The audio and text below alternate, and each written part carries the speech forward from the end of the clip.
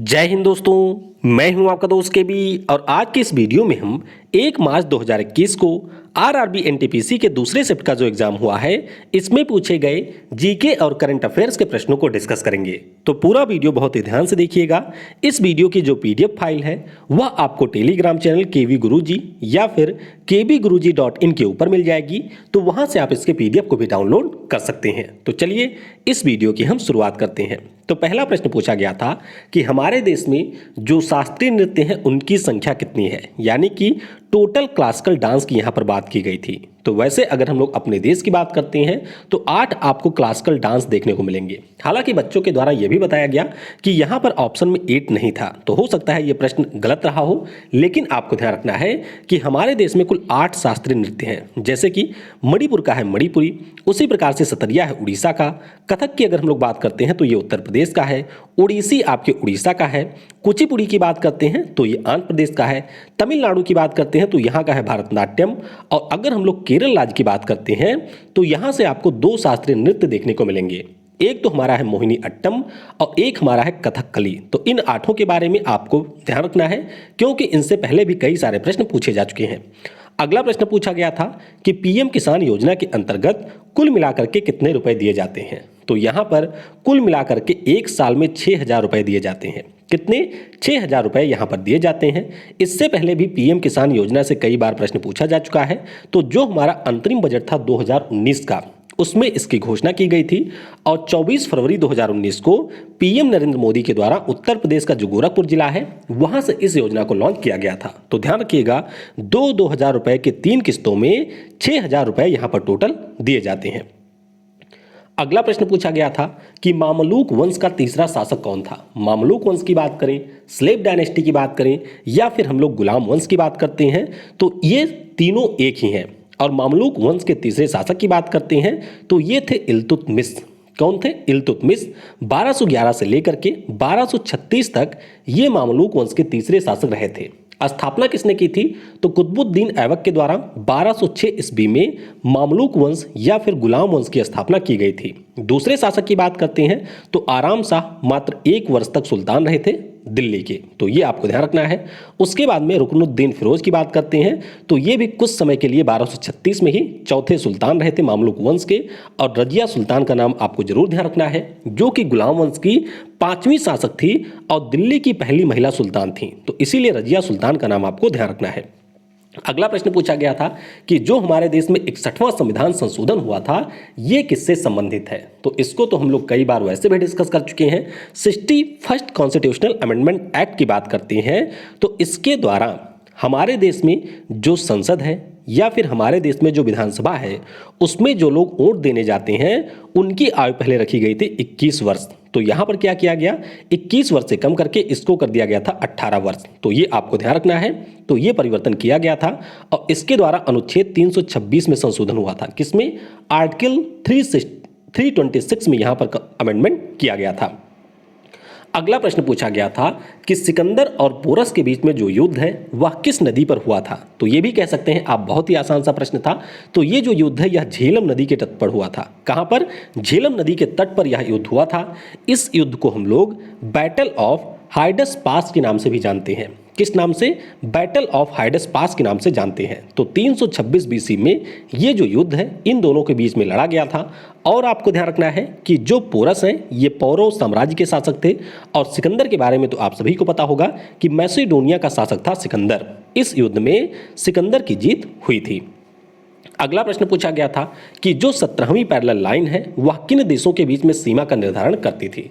तो 17वीं parallel line की अगर हम लोग बात करते हैं तो जिनेवा एकॉर्ड हुआ था 1954 में। कब हुआ था? 1954 में। और उसके बाद में ये लाइन ड्रा की गई थी उत्तरी और दक्षिणी वियतनाम के बीच में, यानी कि उस समय वियतनाम 2 भागों में बटा हुआ था। एक था उत्तरी वियतनाम, एक यहाँ पर था दक्षिणी वियतनाम।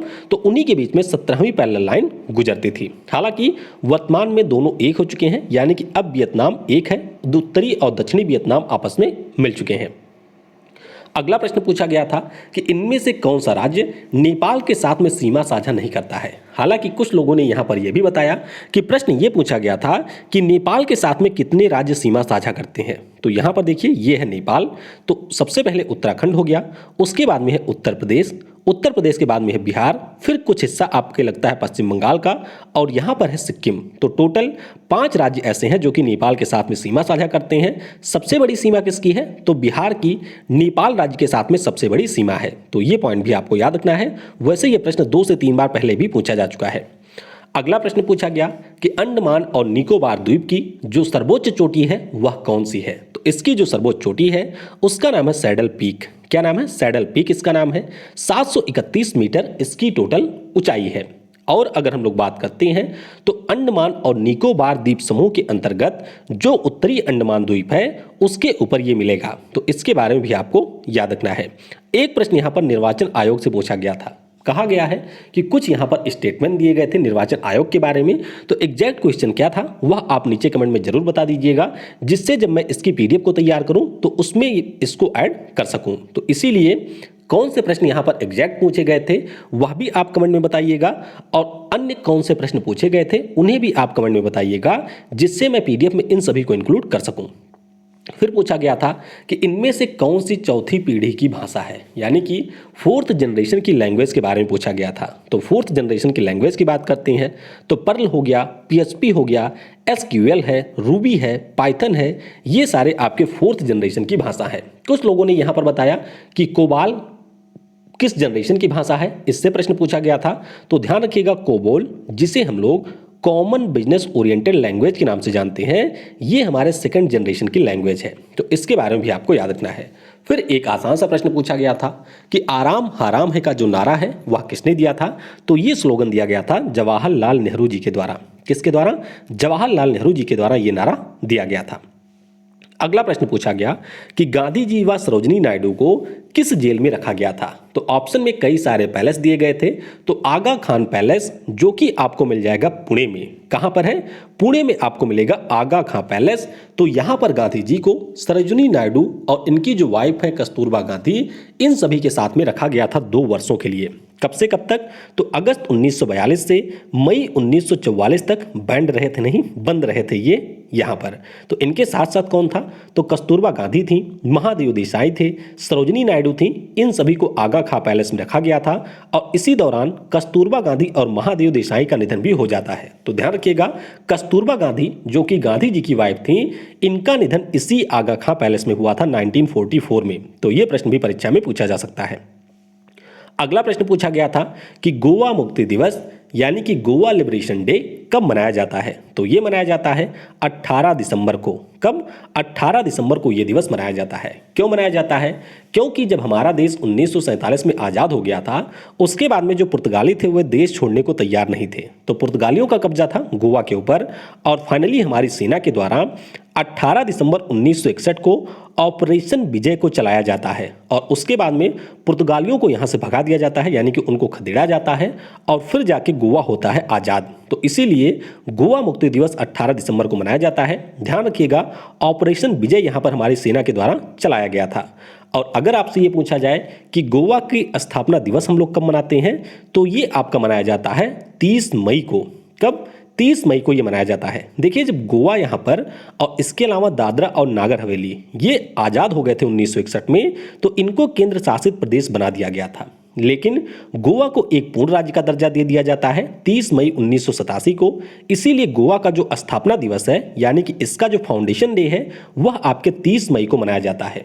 और ये भी आप ध्यान रखेंगे कि 56वें संविधान संशोधन के द्वारा गोवा को भारतीय संघ में एक राज्य के रूप में शामिल किया गया था। अगला प्रश्न पूछा गया कि 2019 में जो संयुक्त राष्ट्र जलवायु कार्रवाई शिखर सम्मेलन है वह कहां पर आयोजित हुआ था? तो यहां पर बात हो रही है United nation climate action summit की। तो ये 2019 में आयोजित किया गया था न्यूयॉर्क में। कहां पर? न्यूयॉर्क में इसे आयोजित किया गया था। उसी दौरान हमारे पीएम नरेंद्र मोदी ने इसमें हिस्सा लिया था, और अगर आपको याद हो तो उसी समय घोषणा की गई थी कि 2030 तक हमारे यहाँ पर जो रिन्यूएबल एनर्जी है, यानी कि जो नवीकरणीय ऊर्जा है, उसका हिस्सा हम लोग 450 गीगावाट तक पहुंचाएंगे। तो ये आपको याद रखना है, इससे पहले भी ये प्रश्न पूछा जा चुका है। अच्छा, 2019 की बात हुई है तो 2 महत्वपूर्ण सम्मेलन आपको और ध्यान रखने हैं। एक तो है चेंज कॉन्फ्रेंस या फिर United nation conference on climate change, तो इसका जो COP25 है ये स्पेन के मैड्रिड में हुआ था और इसका जो COP26 है ये आपके यूके के ग्लासगो में होगा 2021 में। तो इसके बारे में भी आप ध्यान रखेंगे। उसके बाद में United Nation Convention to Combat Desertification, यानी कि मरुस्थलीकरण को रोकने के लिए यहाँ पर एक सम्मेलन होता है जिसका नाम है COP14 और ये कहाँ पर हुआ था, तो ये उत्तर प्रदेश के नोएडा में हुआ था। तो इससे भी प्रश्न पूछा जा चुका है, तो इन दोनों के बारे में भी आपको याद रखना है। अगला प्रश्न पूछा गया कि प्रधानमंत्री जन औषधि जो योजना है वह किस मंत्रालय के अधीन है। तो अगर हम लोग इस योजना की बात करते हैं तो इसमें लोग गलती कर सकते हैं, उनको लगेगा कि स्वास्थ्य और परिवार कल्याण मंत्रालय के अधीन है, लेकिन आपको ध्यान रखना है कि हमारे यहाँ पर एक है डिपार्टमेंट ऑफ फार्मास्यूटिकल और ये जो डिपार्टमेंट है वह आपके रसायन और उर्वरक मंत्रालय के अधीन है, जिसके मंत्री हैं DV सदानंद गौड़ा जी। तो उसी के अधीन प्रधानमंत्री जन औषधि योजना की शुरुआत की गई थी। शुरुआत कब हुई थी, तो 2008 में जब यूपीए की गवर्नमेंट थी, यानी कि जो कांग्रेस की सरकार थी उसके द्वारा इसे लॉन्च किया गया था। लेकिन जब आए PM नरेंद्र मोदी तो 2015 में इन्होंने इसको फिर से लॉन्च किया था। तो ये भी आपको याद रखना है। अगला प्रश्न पूछा गया कि प्राचीनतम समाचार पत्रिका जो कि वर्तमान में भी प्रकाशित की जाती है इसका नाम क्या है। तो कई सारे वहां पर ऑप्शन दिए गए थे और उनमें जो सही ऑप्शन था वह आपका था बॉम्बे समाचार। क्या नाम है, बॉम्बे समाचार यहाँ पर पत्रिका का नाम है। तो 1822 में फरदुंजी मर्जबान जी के द्वारा इसकी शुरुआत की गई थी और ये जो पत्रिका है यह 1822 से अभी तक प्रकाशित की जा रही है। एक प्रश्न पूछा गया था कि डिएगो गार्सिया जो द्वीप है वह किस द्वीप समूह का हिस्सा है, यानी कि किस आर्किपेलागो का ये एक हिस्सा है। तो आपको हिंद महासागर का जो रीजन है, यानी कि ये मैं भारत बना देता हूँ, नीचे यहाँ पर आपको मालदीव मिलेगा और मालदीव के आप और नीचे आएंगे तो यहाँ पर आपको मिलेगा चागोस आर्किपेलागो।